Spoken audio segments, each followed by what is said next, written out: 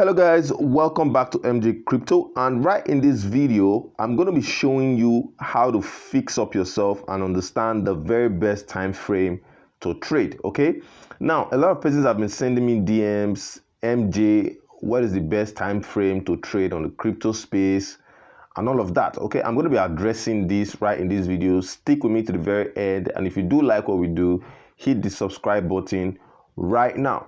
So very first, what is a time frame?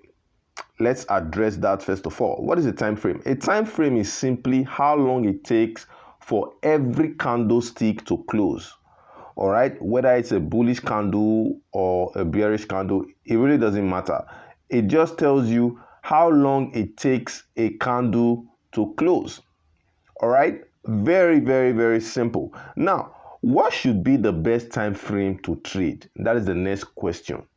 Now, you've already understood that the time frame is simply telling you how long it takes a particular candlestick to close, and then you want to also figure out what is the best time to trade, or what time frame should you be on when you want to take an entry position.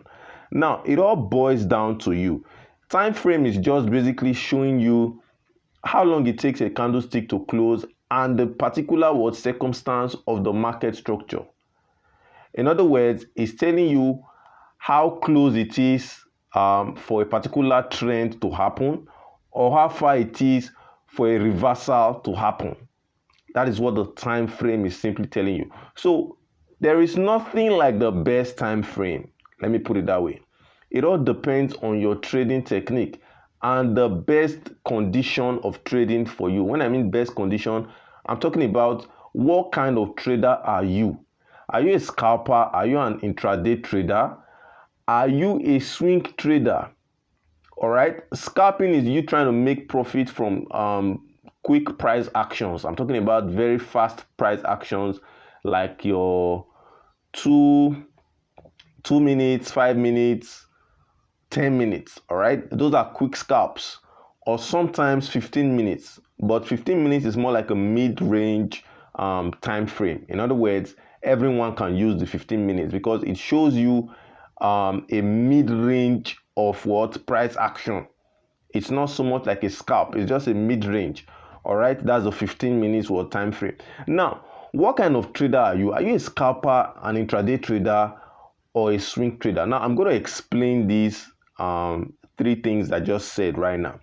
A scalper is someone who makes profit within a short period of time. In fact, the shortest movement of prices, he tries to make profit within that time frame, like your 5 minutes, 10 minutes, 3 minutes, 2 minutes, like that. Now, who is an intraday trader? Is someone who makes a trade or takes a position every day, okay, and tries to close a position every day. In other words, they look at the larger picture. Not so much of a large picture though, but from the 1 hour, 4 hours, and then the 1 day time frame. And they can use the 1 hour as the shorter time frame, and then the 4 hours as the longer time frame. In other words, to take a position. Now, how do you do this? Very simple. For intraday traders, you can simply use the 4-hour time frame as your holistic view. In other words, you are trying to see the entire market and how it works at 4-hour time frame. All right, and then you can use your 1 hour as your entry position. All right, you can use your 1 hour as your entry position. Very simple. This is for intraday traders. Now, for swing traders are those set of people that take positions and they hold it for a long period of time. So these are people who will be looking out for the weekly time frame, 3 days time frame. All right, basically these are swing traders. They're trying to take positions from swings, okay, from one position to another. In other words, they are looking out for major reversals on the market structure. I've just explained it now. So having understood what I've just said, you now know the difference between a scalper, an intraday trader, and a swing trader. So from your own point of view, what kind of trader are you? Are you a scalper? Are you an intraday trader? Or are you a swing trader. Now, because you already know what you are, it is easier to know the kind of time frame that will suit you. Basically, if you work in a 9 to 5 office and you want to trade crypto, there is no way you can be a scalper. It's not possible. It is not possible. You can't take scalp trades because of time. How do you cope with working at a 9 to 5 office and trying to trade crypto? It's going to be very stressful for you. So for you, that kind of position you should be taking is intraday trades. Okay, looking at the holistic view of the market and entering a position. Very, very, very what? Simple. That is what you should be doing. So you should make use of your 1 hour time frame and your 4 hour time frame. The 1 hour can be your lower time frame, and the 4 hours can be the higher time frame, or even the 1 day.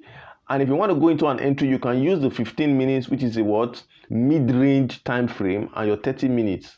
And you should be okay, because you do not have so much time at your disposal because you are at work. You can't be on the crypto trade and then you are busy with work, or probably maybe you work in a bank or something.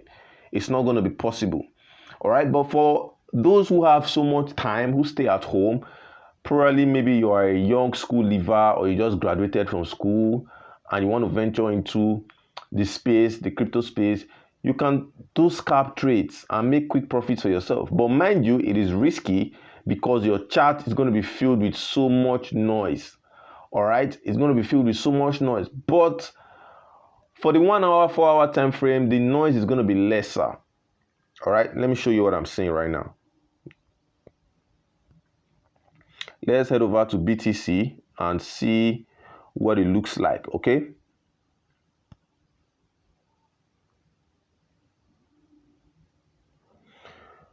Good. I'm going to remove all these indicators right now so you get the memo and you get the juice very clearly. Now you can see this is the 4 hour time frame. You can see all the candlesticks are represented clearly. Now check the 1 hour time frame. You can see the same thing, right? They are all represented clearly. There's no noise. You can see the doji, you can see the hammer, you can see everything. You can see the patterns, the trend patterns. Now let's check the 2-3 minutes time frame. You can see it. You can see it's kind of a little bit noisy. All right, it's a bit noisy because you may not be able to determine the particular support and resistance zones when you are using the lower time frames, like your 2 or 3 minutes time frame, 1 minute time frame, and so on and so forth. All right, it becomes too noisy. All right, so it is better you take trades when the chart is not so noisy. So I'm talking about the 1 hour, 4 hour time frame, 1 day time frame. You get a holistic view of what is happening, okay, and where the price movement is most likely to go. I'm not saying scalping is bad, scalping is good, but for beginners, all right, who are not so experienced, who have not traded for a long time, it is better you go as an intraday trader, or just look at the 1 day time frame and take a position. You are safer that way. All right, because this is actually too noisy for you. You may not be able to understand fully what is going on. All right, basically that's what I'm saying. So guys, in the next video, I'm going to be talking more about the weekly updates, like I always do every Monday. Look forward to it, and stay glued to this channel. One love, happy Easter. Have a good time, guys. Cheers.